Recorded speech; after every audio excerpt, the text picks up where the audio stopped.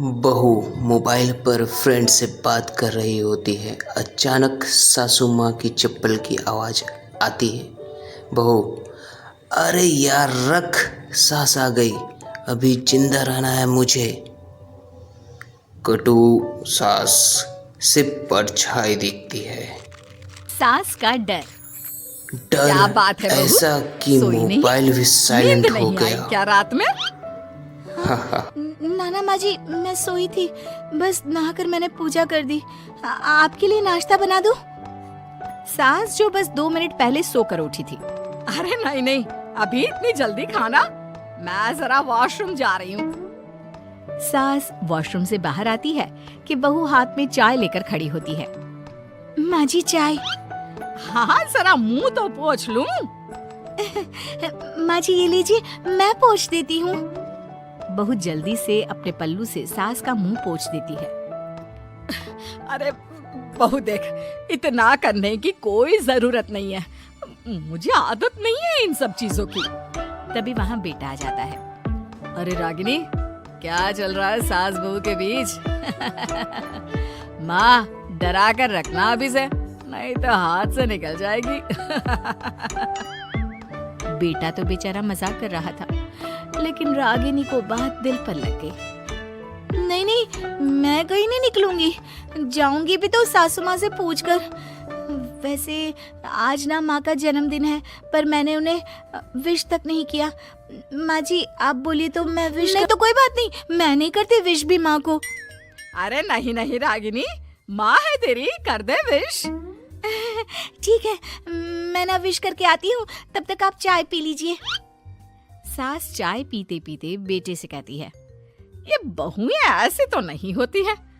मैंने तो हमेशा सासों को बहुओं के नाम पर रोते ही देखा है, लेकिन मेरी बहू ये तो बहुत ही अच्छी है भाई। माँ, ज्यादा खुश ना हो। हाथी के दांत खाने के कुछ और दिखाने के कुछ और होते हैं, समझी? हो सकता है आज चिपक चिपक कर तुझे खुश करे, कल को मौका मिलते ही समझदार को इशारा ही काफी है। हाँ बेटा, सही बोल रहा है तू। मैं ना इसको टाइट ही रखूंगी, कोई भरोसा नहीं होता ये बहू नाम के प्राणी का।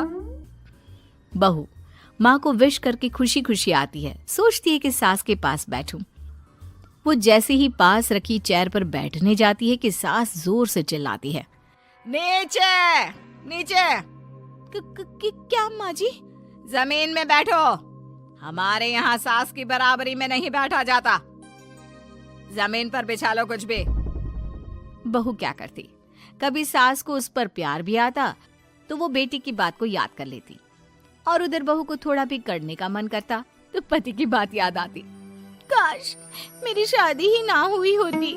अरे कैसी बात कर रही हो? शादी नहीं होती तो मैं कहाँ से मिलता, और तुम कहाँ से मिलती मुझे? वैसे ये ख्याल आया क्यों? क्या जिंदगी है, ऐसे ना करो जैसी जी नहीं जा रही है मुझसे। सोच रही हूँ कुछ दिनों के लिए मायके ही चली जाती हूँ।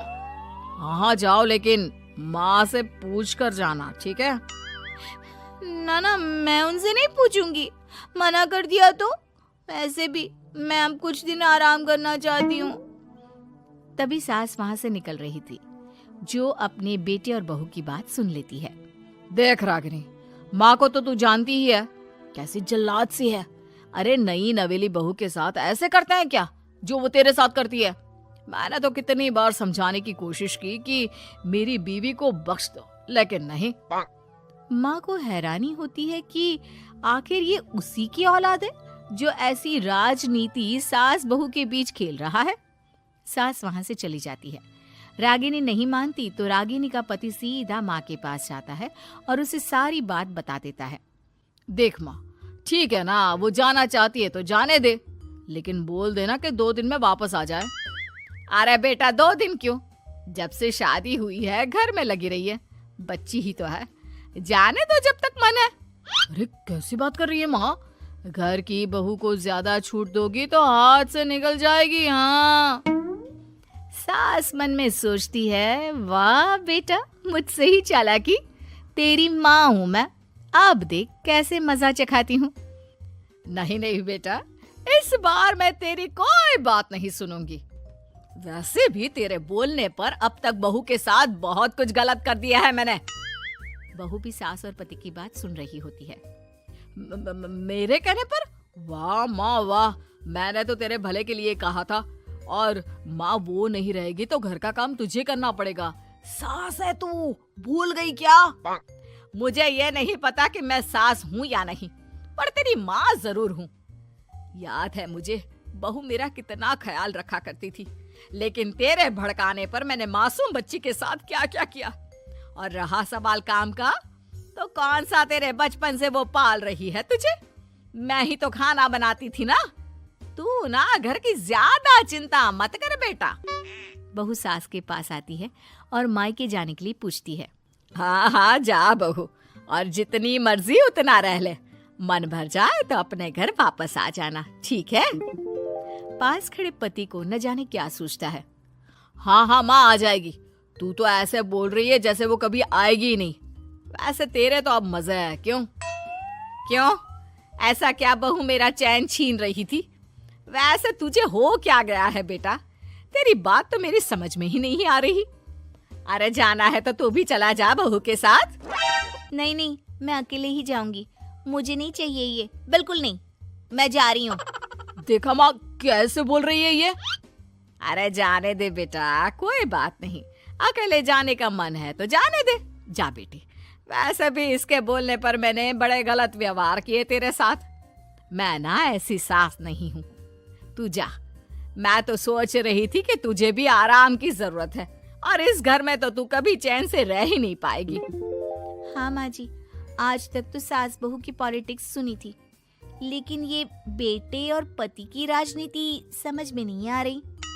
अरे कैसी बात कर रही हो रागिनी? मैंने क्या कर दिया? क्या कर दिया?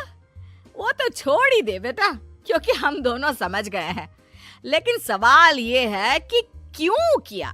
हाँ और क्या, हर कोई घर में शांति चाहता है, माँ और बीवी के बीच में तालमेल चाहता है, लेकिन आप? हाँ बेटा, बहू तो बेटी की तरह रह रही थी और मैं माँ की तरह। फिर तूने क्यों आग लगा दी दोनों के बीच? वो तो अच्छा है कि मैंने तेरी और बहू की बात सुन ली, तो तेरा असली चेहरा सामने आ गया। देखिए, अब तुम लोगों के आगे मेरी हकीकत सामने आ ही गई है तो मैं बता देता हूँ। वो क्या है ना, मुझे डर लगता था कि ये रागिनी अपनी अच्छाई से तुझे मुझसे छीन ना ले। तुझे बेटी का शौक भी था। बहू में तुझे बेटी मिल जाती तो मुझे कम प्यार करती, और उससे ज्यादा, बस इसीलिए। वाह, आपका डर मेरी जिंदगी नर्क बना रहा था। मैं तो चली गोवा रिलैक्स करने। सासू माँ, 2 टिकट है, चले क्या?